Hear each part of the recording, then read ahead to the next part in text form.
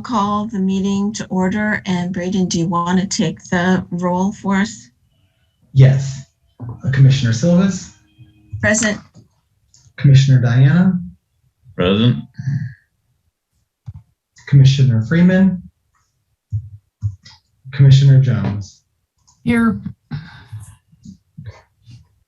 All Thank right, you, thank you. And with the three of us, we have a quorum, right? Yes. Okay. So the first item on our agenda is to look at the meeting minutes from January 25th.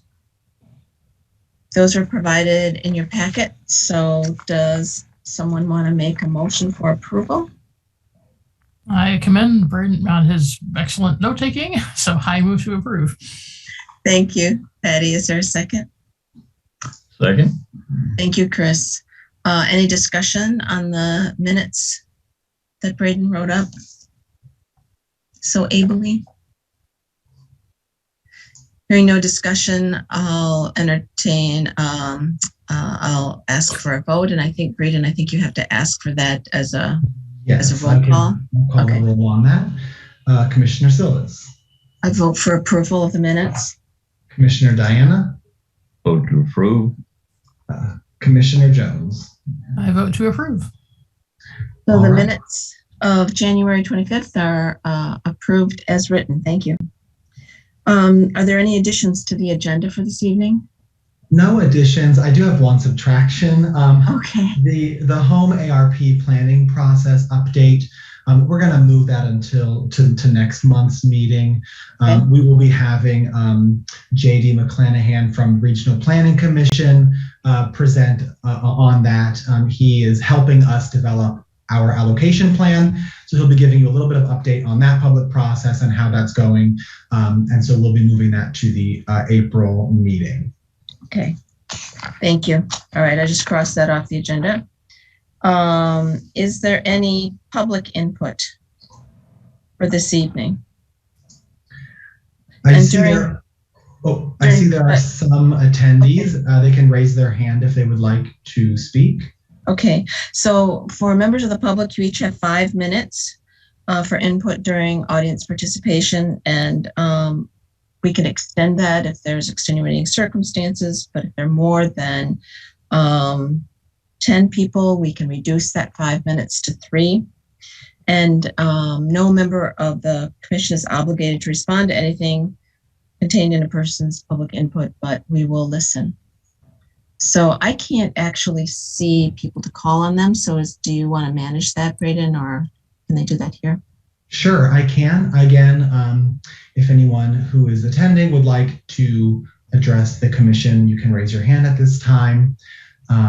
If not, we will move on. You're happy to listen to the whole meeting if you'd like, but feel free to raise your hand. I didn't see any comment received via email. So we didn't get any comment that way, but members of the public can always email us at grants@urbana-illinois.us if you'd like to send in your public input. All right. So Anne, I'm not seeing any anyone raising their hand. All right. Thank you, Braden. So that takes us to presentations, which includes the staff report, and we did take the home ARP planning process off the list for this evening, so we'll go right to the staff report. Yeah, I will start that off here. Just one moment, let me scroll down to it. So I'm just gonna start by providing a brief update on our annual action planning process. You've all been through this before, so I'm just going to give a really quick update. I have share this room. Can everyone see my slides there? Yes. Okay, so for the fiscal year 2022-2023 annual action plan period, which will start on July 1, 2022, these are our expected allocations from HUD. We're expecting around $500,000 in CDBG funds, and then approximately $175,000 in home investment partnership funds. And these are just estimated numbers. HUD hasn't released the final amounts yet, so we're just waiting on that. But when we have all of that finalized, we will be bringing the plan back to you in April just for a final approval before sending it off to City Council. These are just some of our quick rundown of some of the accomplishments that we have had since July 1, 2021. We've completed 6 home repair grant programs. We started an energy efficiency grant program in partnership with Ameren. We sponsored a neighborhood cleanup day for our targeted neighborhoods back in September, and we're excited that we're going to be offering our spring cleanup day coming up here in May. And that's a really popular event that a lot of community members really appreciate. And also we launched back in November our youth services grant program, and big thanks to all of you for really helping give us guidance on that program. And we've dedicated over $100,000 to local agencies that are providing services and programming for Urbana youth. And we're excited to be offering that again this upcoming year as well. We're in the middle of our public process, which is a really important part of the annual action plan. The 30-day public comment period started on March 15th, and it will run through April 15th. And during that time, we're really trying to get out in the community and solicit input from citizens on what needs they see in their neighborhood. Any public comment that we receive will be included in the plan and will be included in the final submission to HUD. We also launched a community needs survey, and I'm going to be showing you in just a minute where that's available on our slide. So I encourage all of you can go to our website and complete that survey. You can send it out to your networks. That would be appreciated. Again, we're just trying to get some ideas and some feedback from the community on what their needs, what needs they see. These are just some of the groups in the community that we've been in conversation with and trying to solicit some feedback from, including the Human Services Council of Champaign County, the Continuum of Service Providers to the Homeless, the Community Reinvestment Group, and we've also been presenting at neighborhood groups and also sending out communication to the various homeowner associations and neighborhood associations in the community. I sent out that community needs survey to the neighborhood groups on Friday, and I've already gotten about 20 responses. So I'm really encouraged by that. So we've had some good involvement there. So you can view the draft plan on our website, and this is also where you can find the link to the survey. So if you see on the left-hand side of the screen there, if you go to community development and then grants management, you'll go to another page that's called annual action plan, and that's where you can find a draft of the plan and then also that survey, and then our email address is up there for anyone who wants to shoot us an email with some comments if they have any comments about the plan. So again, I encourage you to all take the survey, send it out, and I'm excited to get some good participation. There are also hard copies of the draft annual action plan available at the Urbana Free Library, and then at the city building. They can view it, any member of the public can view it at the city clerk's office or at the front desk of the community development department. So again, that's just a brief update. Like I said, we will be bringing the plan with the final budget back to you in April for final approval. And the other things, just in terms of the staff report, as I mentioned, we are in the process of soliciting applications for the next cycle of youth grant applications. The 2022-2023 application portal is currently open for local agencies that want to apply for funding through the youth grant program, and we're really excited about that. Back on March 11th, I held an application workshop just to provide some technical assistance and answer any questions that agencies have. And that was really well attended. And again, we've gotten some positive feedback. So I'm excited to be launching that again this year. And then also, as I mentioned, the spring 2022 Neighborhood Cleanup Day is coming up on May 21st. That'll be at DART, the DART parking lot at 1505 I believe that's the address, East Main Street. And that event is specifically for residents of our targeted neighborhoods. They will all be receiving a postcard in the mail. If they're eligible, if they live within the targeted neighborhoods, they will be getting a postcard, saying that they can attend the event. And they can also enroll in the courtesy junk collection, and that is for seniors and also anyone with a disability. They can get their name on a list to have someone come and pick up their junk. I think in the September cleanup day, we serviced over 200 households. So we had a really great turnout, and we're excited about that. The only other thing I'll mention is that starting in April, we are back to in-person meetings. So I think I've only had one in-person meeting with all of you last July, and then that did not last long. But the city is moving back to in-person meetings. So I believe it's April 26th. Our next meeting will be at the city building in City Council chambers. So I'm looking forward to that as well. So that's all I have for the staff report. Sheila, unless you want to add anything. Nope, I think you did a good job of covering. All right, thank you so much. Thank you, Braden. So that's the end of the staff report. Is there any unfinished business that anyone needs to bring before the commission? I don't believe so, no. Okay. That takes us to new business. And we have the RPC program. I think we have paperwork on that. Yes, I can give a brief background on that. The Regional Planning Commission has been working with local area police offices, as well as social service providers, United Way, trying to come up with something to help families who are impacted by gun violence.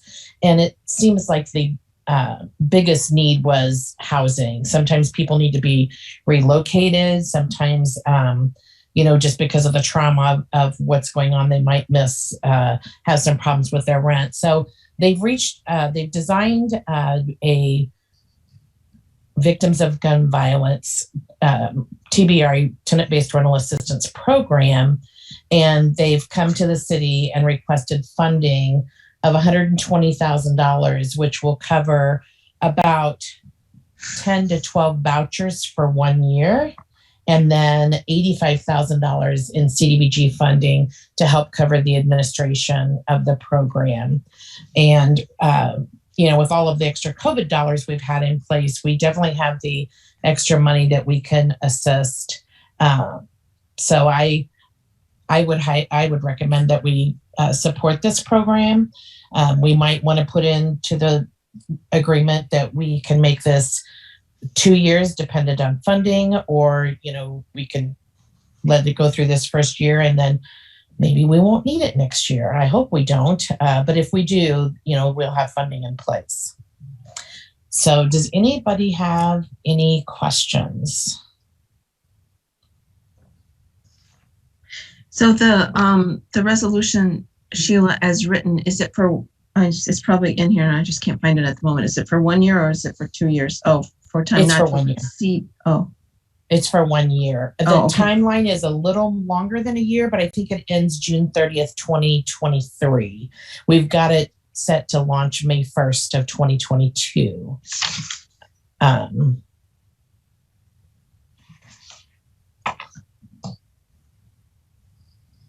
And that should be the same on both of them. Sheila, can you explain a little bit more about how the program works, how one qualifies for it, et cetera? Yes, I have not been involved in the weeds of this program, but the way that I understand it, the applicants have to have been current on their rent. They have to be victims of gun violence, and it'll be a referral system. And then RPC will run it very similarly to what they do the current tenant-based rental assistance program. They will provide a voucher for up to a maximum of 2 years of rent assistance. And during that time, the participant does not pay more than 30% of their gross income. So if they make $1,000 a month, they won't pay more than $300 a month. And then the difference will be covered by this home agreement, so that the landlord will continue to get their full rent, but the tenant will get some assistance. And these are, you said it's on a referral basis. Referral from where? I believe it's through the social service providers that have been involved with this program design, as well as police. You know, if somebody, and this is a program that is operated countywide, just like our other TBRA programs. It's not only a City of Urbana or City of Champaign program. It's to assist people throughout the county. Throughout the county. Okay.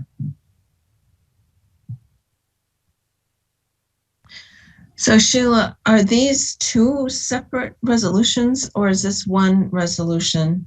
It's two separate. One is because of the home funding and one is because of the CDBG funding. Okay, gotcha. Mm-hmm.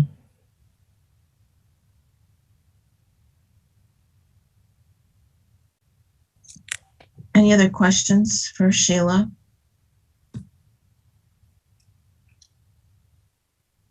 Okay, so excuse me. Yeah, just one other question. Is this strictly limited to, as the name implies, gun violence, or is this Yes. Yeah. domestic violence? It's gun violence only. Gun violence only. In January, we approved a TVRA program for just, a normal TVRA program. And then we also approved a TVRA program for victims of domestic violence. So Courage Connection got a 2-year funding agreement, and Champaign County Regional Planning Commission got a 2-year funding commitment. And both of those agencies have run this type of program for a long time. And Chris, to get more information, it looks like pages 45 and 46, the last 2 pages in our packet, kind of go through, a quick brief overview of what it'll provide. Mm-hmm. Yeah, I had seen that on there. It was just kind of clarifying that. So. Sure. Any other questions for Sheila before we decide what to do?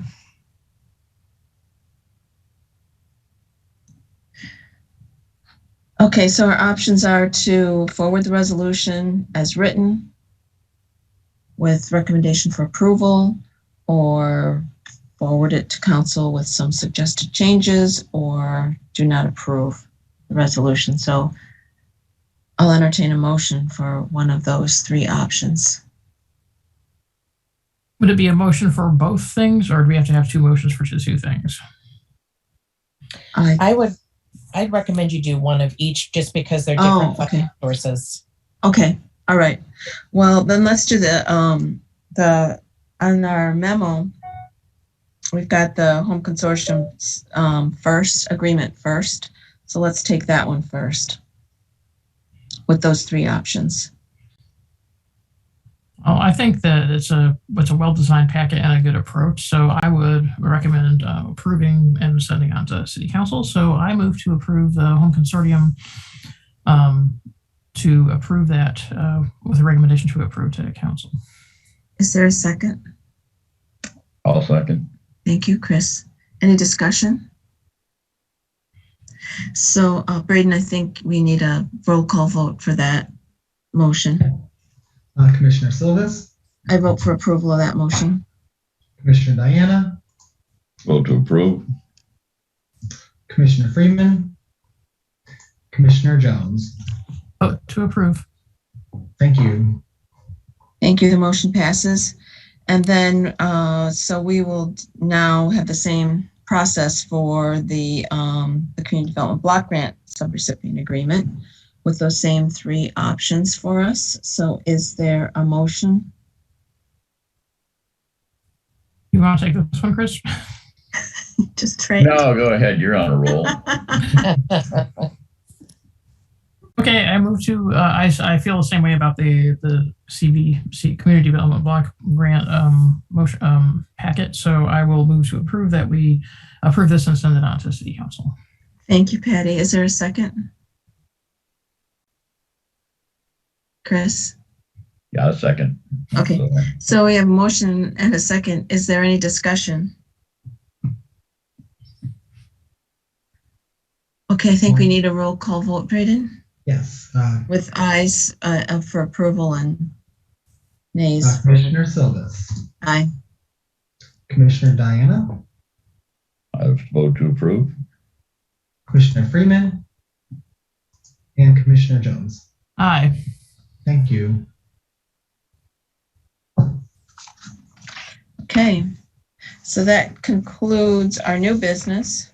Are there any other topics that need to come before the commission before we adjourn? Just give a quick staffing update. We Okay. have, we will be hiring a new staff person that will take the place of Alyssa. I'm sure you remember her. I'm not sure you met Heather Ann, but Hillary Ortiz is going to be starting on Monday. And so you'll meet her at the April CD Commission meeting. Good news. Good for you Yes. all. Yes, Sheila. desperately needed. Yes. Thank you, Sheila. Mhm. Any other announcements or topics to come before the commission? I don't have anything. Okay. Well, having exhausted our agenda, I declare the meeting to be adjourned. Thank you for participating. Nice to see you all. I guess we'll see each other in person next time. Yes, I look forward to it. Sounds great. Thank you very much. Have a great week, Thanks, everyone. everybody.